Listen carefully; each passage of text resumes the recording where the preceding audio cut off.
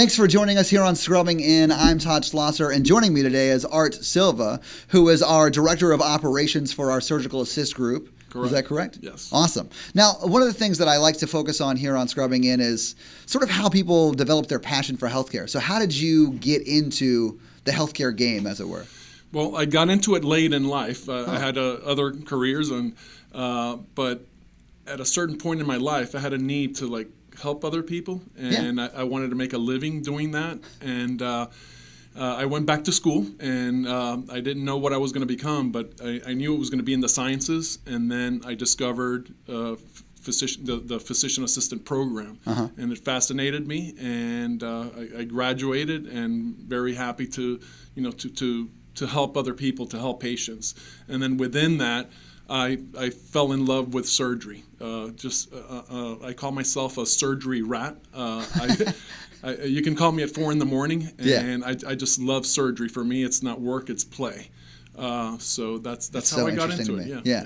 So I could call you at 4 a.m. with promises of scalpels and sterile processing. You can. I don't do it anymore. I've moved into the administration part of healthcare, but I love surgery. So you started late in life. You went back to school. Correct. And then when you went back to school, right when you first started going back to school, did you know you wanted to work in an OR, or just that you wanted to work in the healthcare space? I wanted to work in the healthcare space. I didn't know what I was getting into, and then I just, by luck, I found out I didn't know about a physician assistant program. Yeah. And so how did you get introduced to that? Was it like a friend or a chance meeting, or how did you? Well, people that were studying with me at the time, so taking the prerequisites to get into either physical therapy, occupational therapy, what have you. Kind of take the same courses, and then in talking to them, they were describing that they wanted to be PAs. And I learned more about the program, and I said, you know what, this is for me. This is what I want to do. Awesome. So, and then you graduated, obviously, the physician assistant program, and you moved into, I'd imagine, being a physician's assistant. Correct. How long did you do that?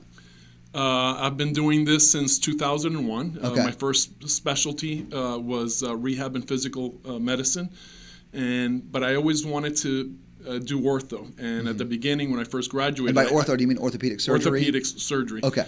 It's very hard to get into orthopedic surgery right away, so you kind of have to work your way up. And I found my chance. I took it, and so I specialize in orthopedic surgery. I'm a carpenter. My hobby is carpentry. Really? And so it goes along with with ortho, which is cutting and sawing and drilling and. Just a very different type of material you're cutting, sawing, and working on. That is correct. And we describe it as we're a mechanic, but we work on the car or the patient with the engine on. Yeah.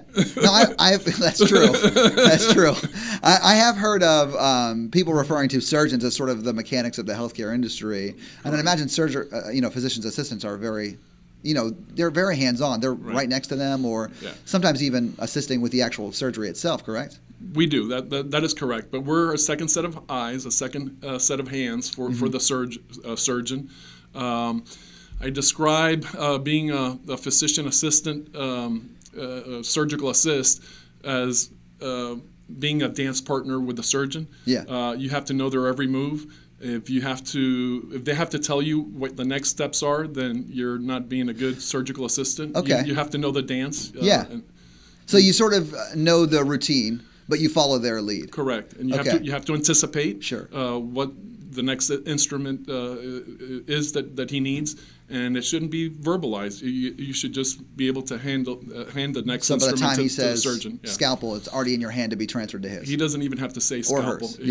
It's there. Awesome. So I'd imagine that, I didn't think about this, but I imagine in those type of situations, trust is extremely important.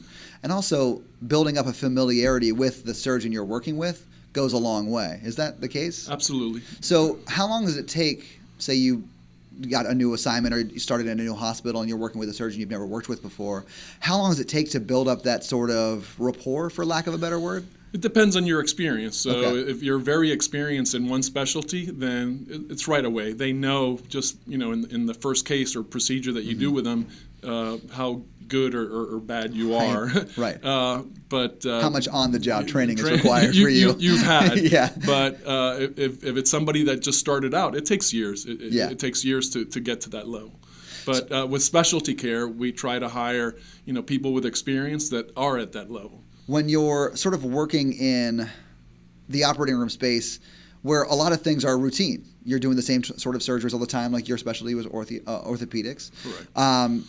I'd imagine a lot of the surgeries are very routine, and you're kind of just doing the same sort of things over and over, very repetitious. But when things don't always go the way they should, that's where things start to change up and, tensions start to get higher. How do you handle those situations where you sort of are working, not necessarily on the fly, because you train for that sort of stuff, Correct. but dealing with the unexpected in those? That's how you separate the really good surgeons Okay. and the really good surgical assistants. You Yeah. don't panic.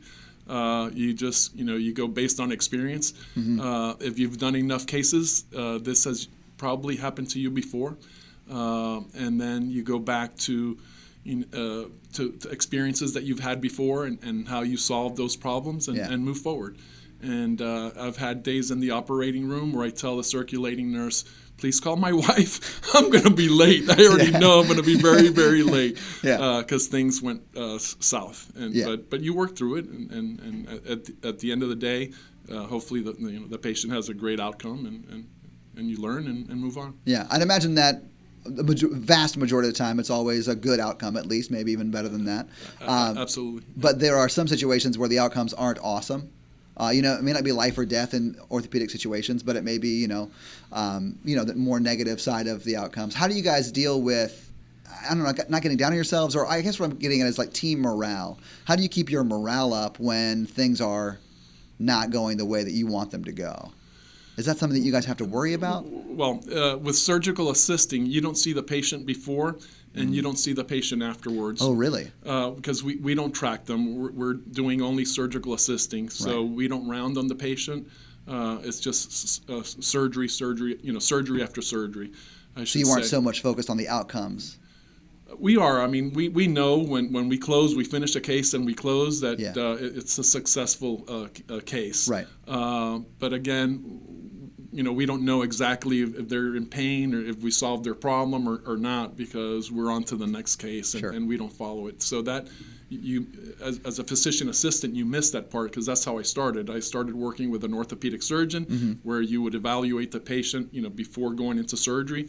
You do the surgery, and then afterwards they come back to your office for follow-up visits, and then the outcome, whether we solved, you're seeing them. Where did you solve their pain problem or whatever issues they had.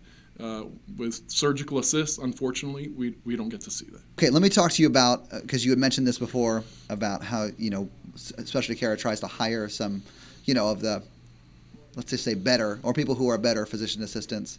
How does someone who is maybe in school, thinking about what they want to do next, how does someone find out about surgical assistants? Like, how would you go about going down that pathway? Whether you're going to be with specialty care or not, how did you find the program you got into? Like those sort of things. Well, what I recommend is people that graduate from a physician assistant school is to first go and get the basics, because then you'll forget everything that you learned in school, and then you specialize, and you get to find out what it is that you like and don't like.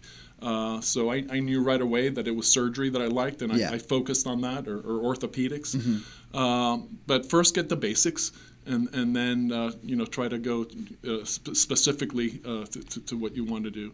So when you graduated your physician assistant program, did you immediately go to specialty care, or did we see? No. Okay. I worked with different orthopedic surgeons. Okay. And then I knew that surgery, like I mentioned earlier, is what I loved. Yeah. And I found a job that's all you do. Yeah. You're in the operating room. You're not evaluating patients. You're not rounding on patients. It's just the fun part of being an orthopedic surgeon. Yeah. So normally, if you're in an office setting, you have to see about 200 patients to get one patient that needs surgery to go to surgery. Yeah. I don't miss seeing those 200 patients. Right. I found my niche. I found what I love to do, and that was orthopedic surgery. If you could talk to someone who was, entering the physician assistant space, what would be like sort of your sales pitch to bring them on, or have them at least consider specialty care for a place to come do that sort of work?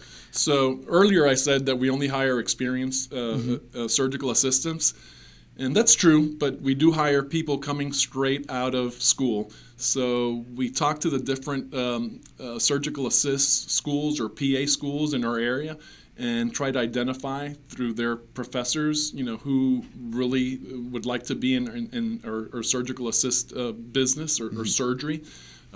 Once we identify them, we'll train like one person a year, get them going. It's hard to train more because hospitals and surgeons hire us because we're the professional. We're an outsourced company, and they want the best of the best. So it's hard to right away bring in somebody new and throw them in there to work with a surgeon by themselves. So right, because they expect a certain caliber. Certain caliber. So, but we'll double scrub with certain people, show them the way little by little, and we can do that because we're a big enough company and we can handle that expense of training somebody. But it has to be somebody that really wants to do surgery. Fair enough. Yeah. All right, awesome. Well, I think that's all I have. But thanks so much for being here on Scrubbing In with us. We really appreciate it. I thank you. Thank you so much.